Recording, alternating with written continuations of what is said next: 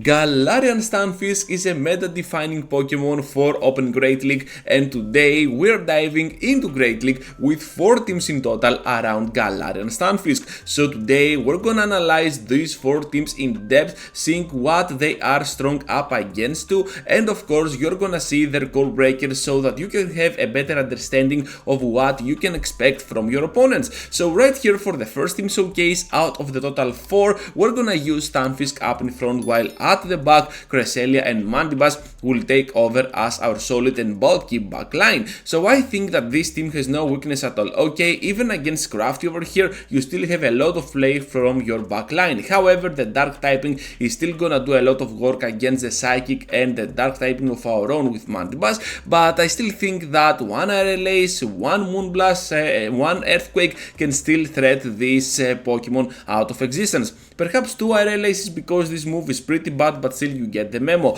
I think also that this team can easily rotate around your Mandibuzz or Cresselia, whatever you want to use as your safe switch, but I suggest going for the Mandibuzz. This team has a lot of success with its charge attacks, while the fast attacks are not gonna be that great. For Mandibuzz, I recommend going for Snarl over Air Slash because it will give you more charge attacks to spam, and most of the times this is gonna be your main element with this team, spam those charge attacks. For Cresselia, you definitely need Moonblast for Great League, and for your second move, perhaps Grass Knot for those Swampards, but also Future Sight can find its handyful job. I think that also you're gonna see that Grass Knot is gonna help you more against the Mad Boys, which is pretty great if you want extra coverage up in front for your Galarian Stunfisk. So this team is looking very strong. I recommend to you trainers a lot, and I think that with its bulk, it's just gonna dominate against anything you're gonna face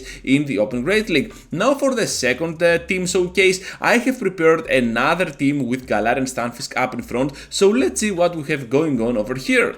So we're gonna take a look at an ABB team style with Stunfisk up in front, while at the back Double Flying will take over. I think that this Double Flying is also afraid of Lantern, which happens to be the core breaker because of how able it is to tank one Earthquake. Not with this, but still it can do it for the Lantern and still provide extra pressure not only to our flyers but also to the Stunfisk. So that's why we're gonna start off from the core breaking part, which is Lantern, and this is why you're gonna see it as a big time core breaker for this team. However, without a Lantern in play, I think that this team can have a lot of success, especially on the back line. Feel free to rotate always on that Pelipper. Even if they have a Lantern, you need to draw it out, do as much damage as you can in the process, and of course finish off whatever HP remains with your Stunfisk. Most likely they will not have another flying counter, so you're gonna be just fine with your shields and your Pidgeot, because Pidgeot carries the move Feather Dance to debuff the enemy by a lot, 2 stages to be exact, and also Brave Bird to obliterate down some unsuspected opponents. Also, when resisted, Brave Bird still deals a lot of damage, so never underestimate the power of Pidgeot. This team has a lot of success even against steel types, because Pelipper is one of those Pokemon that can deal super effective damage to Stunfisk despite the fact being a flyer, and also can provide a lot of pressure to that Pokemon as well, to a point that you might actually win it down.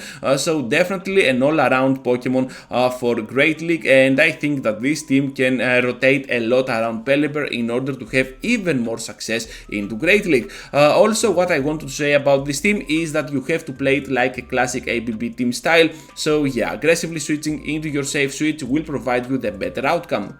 Galarian Stunfisk and Flyers work so well together, and for the next team showcase, I'm having a team once again with a Flyer at the back. I think that Jellicent here safe switches pretty nicely for this team, and also the backline can provide extra coverage for the fighters up in front to protect your Galarian Stunfisk. You are also gonna see that you have extra coverage for Swampert as well, so that's why I recommend using this team. I haven't found a solid core breaker for this team. Even against bad leads, you can always rotate to your Jellicent and have the best outcome ever. But still, if you happen to have something like a Quagsire, which happens to be the best core breaker that I found out, since it has access to Stone Edge to threat even the Altaria, I think that you still need to rotate around your Jellicent and you're gonna be just fine, because even against Altaria, even against Galarian Stunfisk, you can still provide at least one Earthquake or at least one Sky Attack to pressure even more that Quagsire on the end game. So this team is looking very strong. This team is one of those teams that I am showcasing every single time that I'm having my Great League Best Teams video. This team is super strong and can absolutely cover a lot of things in the meta. Also, it's kinda safe to run it, so why not use a team like this if you're going to have some really nice easy elo farm on Go Battle League and therefore Great League, because you're not gonna regret it. You can provide a lot of coverage with your moves. And another core breaker that I found out in the process was Ludicolo, because that Pokemon manages to get the win with Ice Beam against the Altaria, has a very good battle with a simple Leaf Storm against Jellicent by resisting those serves by a lot, and also has a very nice outcome against Galarian Stunfisk, which is pretty great. However, I'm not sure if we're gonna see a lot of those Ludicolos around, and since So Tactical isn't playing that much now, I think that Ludicolo is not gonna be much of a problem. For the final one, trainers, we're having the All-A team. This team is the all-star team of Great League, and I think that you're gonna not regret running a team like this. You're having extremely full coverage for the meta, and of course, in combination with your unique typings that you have in all of those movesets, you're gonna be just fine. You got electric moves, you got rock type moves, fighting, flying, ghost type moves, even ground moves in the same team, which is pretty great. All those typings are gonna be the best offensive ones for the meta, other than Ice, which is not here, only on the core breaking part, but we're gonna get there in a while. And I think that this team is absolutely gonna wreak havoc on your opponent's dreams. This team relies a lot on its bulk. You can tank the moves by a lot, also takes advantage of the absence that Revenant is not gonna be in the meta, which means that the Deoxys is much safer than ever. The worst lead that you can get is another ghost type on the face of Sableye, for example, but still the backline can definitely protect you around that threat. Also, what I like about this team is that both Deoxys and Noctowl have coverage for Stunfisk, so you can see as to how you can use this team as a sandwich ABB team for your Stunfisk against the Mad Boys, so definitely an all-around team that you should check out for sure. As a core breaker, Frostlass here can do a lot of solid work, because as we have already said, a ghost type up in front can